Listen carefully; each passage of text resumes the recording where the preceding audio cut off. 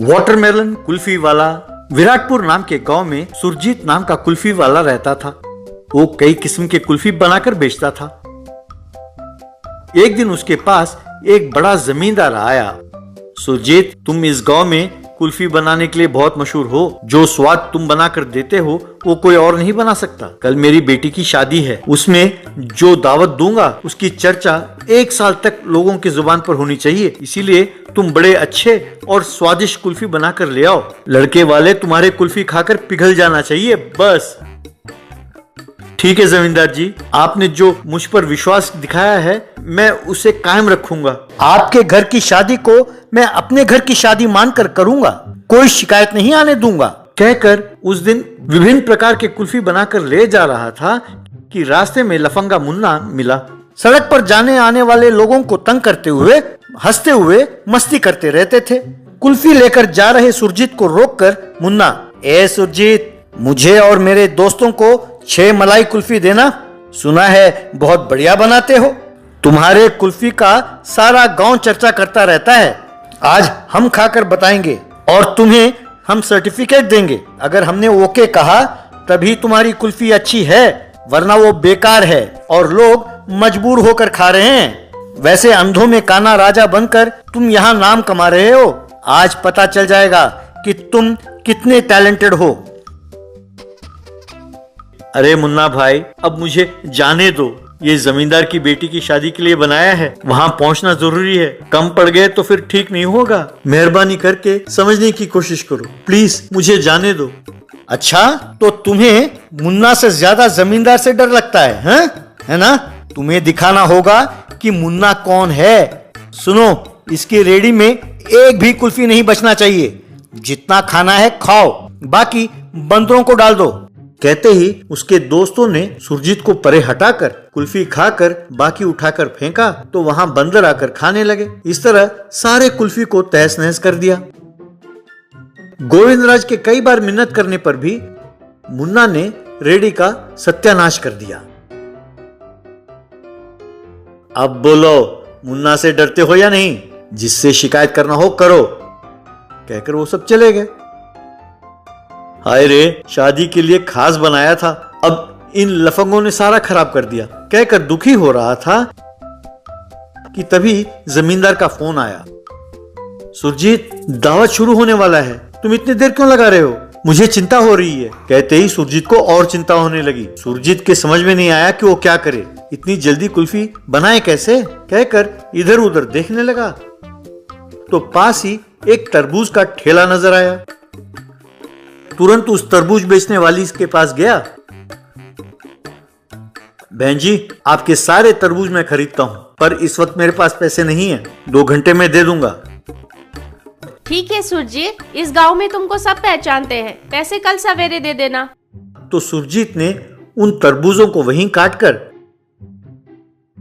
उनसे वाटरमेलन कुल्फी बनाकर जमींदार के घर ले गया। सुरजीत को देखकर जमींदार, आओ सुरजीत आओ, मुझे चिंता होने लगी थी, जल्दी सबको कुल्फी दो। साहब, एक गड़बड़ हो गई है, आप जो एक्सपेक्ट कर रहे थे सब खराब हो गया, इसीलिए एकदम नया वाटरमेलन कुल्फी लाया हूँ, जरा आप खाकर देखिए कैसा है। ये क्या किया सुरजीत, तुम्हारा मलाई कुल्फी ही तो मशहूर है, पता नहीं इसका स्वाद कैसा होगा। अच्छा है साहब, उन्हें जरूर पसंद आएगा। कहकर दूल्हे को और उसकी माँ को दुल्हन के हाथों से खिलवाया। उसे खाकर दूल्हा बहुत खुश होकर, वाह ससुर जी, ये वाटरमेलन कुल्फी तो बहुत बढ़िया है, मैंने इतना स्वादिष्ट कुल्फी पहले कभी नहीं खाया। आप अपनी बेटी से कहिए कि सीख ले कि कैसे बनाना है, ताकि हम हर बार खाएं। कहकर हंसने लगे। भाई साहब, सारा दावत एक तरफ और ये कुल्फी एक तरफ, बहुत स्वादिष्ट है, इसकी जितनी प्रशंसा करें वो कम है। भाई, दावत कमाल का है। ये सब हमारे सुरजीत के हाथ का कमाल है, इसका श्रेय उसे ही मिलना चाहिए। सब उस वाटरमेलन कुल्फी की तारीफ करने लगे तो जमींदार ने चैन की सांस ली। तब सुरजीत ने जमींदार से, जमींदार जी, मैंने कई किस्म के कुल्फी बनाए थे, पर मुन्ना नाम के लफंगे और उसके आदमियों ने पूरा तहस नहस कर दिया, इसीलिए देर हो गई। ये तो शुक्र है कि वाटरमेलन कुल्फी ने हमें बचा लिया, वरना लड़के वालों के सामने हमारी नाक कट जाती। तब जमींदार ने मुन्ना को बुलवाया और अपने आदमियों से उसे पिटवाया।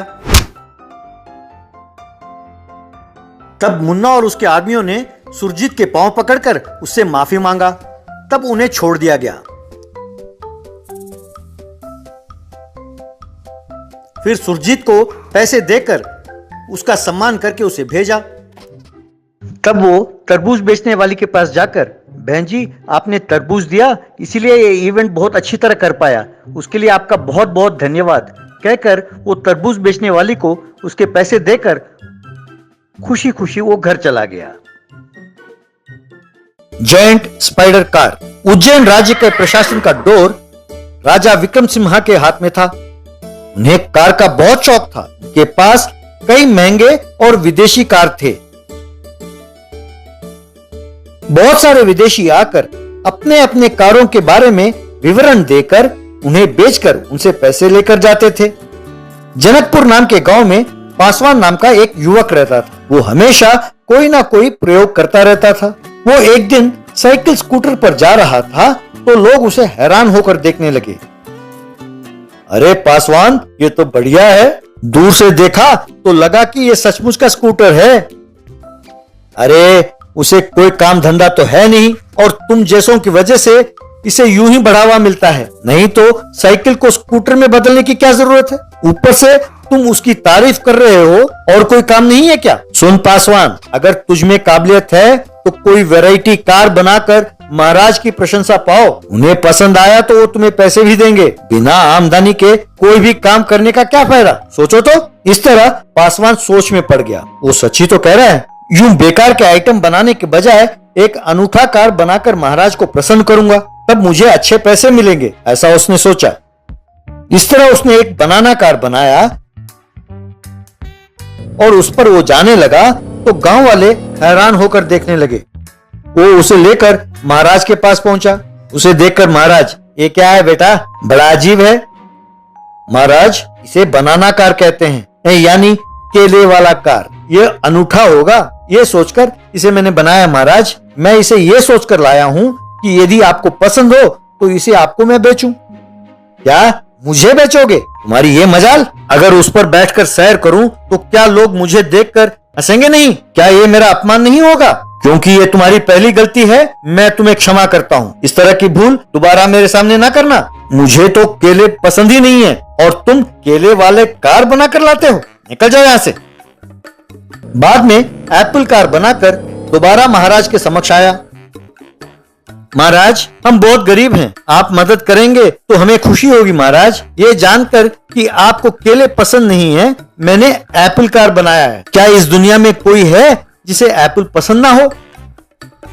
अरे मूर्ख, मुझे कोई भी फल पसंद नहीं है। अपने जीवन में आज तक मैंने किसी भी फल को हाथ नहीं लगाया। मुझे गुस्सा ना दिलाओ और यहाँ से चले जाओ। इस तरह वो बेचारा एप्पल कार को लेकर वहां से चला गया। एक बार शत्रु देश के सैनिक नाव पर समुद्र तट पर पहुंचे। वहां शिविर डालकर युद्ध की तैयारी करते हुए आक्रमण के अवसर का प्रतीक्षा कर रहे थे। इसे एक सैनिक ने देखा और तुरंत जाकर महाराज को सूचना दी। क्या शत्रु देश युद्ध करने के लिए आया है? महामंत्री तुरंत युद्ध की तैयारी करें। शांत हो जाएं महाराज, शांत हो जाएं। हमलावरों को निर्बल ना समझें। उनकी सेना के सामने हमारी सेना बहुत छोटी है महाराज, ये ना भूलें। कोई बढ़िया उपाय सोचकर उन्हें भगाना होगा। तभी पासवान एक स्पाइडर कार में वहां आया। उसे देखकर सब डर गए, सब तितर बितर हो गए। महाराज और महामंत्री दोनों पेड़ पर चढ़ गए। तब पासवान, महाराज मैं हूं महाराज। पासवान आपने मुझे पहचाना नहीं? ये एक स्पाइडर कार है, बड़े मुश्किल से इसे बनाया महाराज। क्योंकि आपको फल पसंद नहीं तो मैंने इसे बनाया। आपको पसंद हो तो मेरी मदद करें महाराज। पेड़ पर बैठे महाराज, अरे मूर्ख, मुझे डरा कर पेड़ पर चढ़ाते हो, तुम्हारा मेरे हाथों मरना निश्चित है कहकर गुस्से में वो पेड़ से नीचे उतरा। रुकिए महाराज रुकिए, इस कार को देखने के बाद मुझे एक उपाय सूझा है। जिस तरह इसे देखकर हम सब डरकर भागे, शत्रु सेना भी डरकर भागेगी। पासवान तुम जैसा मैं कहता हूं वैसा करो कहकर अपना सारा प्लान उसे समझाया।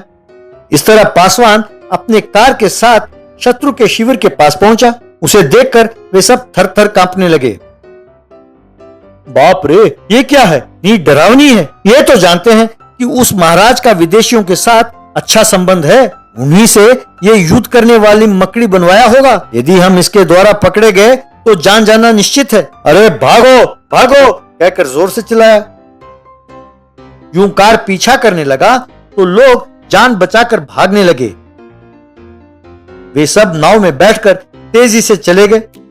बाद में महाराज, शाबाश पासवान, आज तुम्हारे कारण अपना देश एक घोर संकट से बच पाया है। ये लो पैसे, अब से तुम मेरे पास ही काम करोगे। तुम्हें जैसा कार चाहिए वैसा कार बनाओ, उसका खर्चा मैं दूंगा कहकर उसे पैसे दिए। पासवान ने खुश होकर महाराज को प्रणाम किया।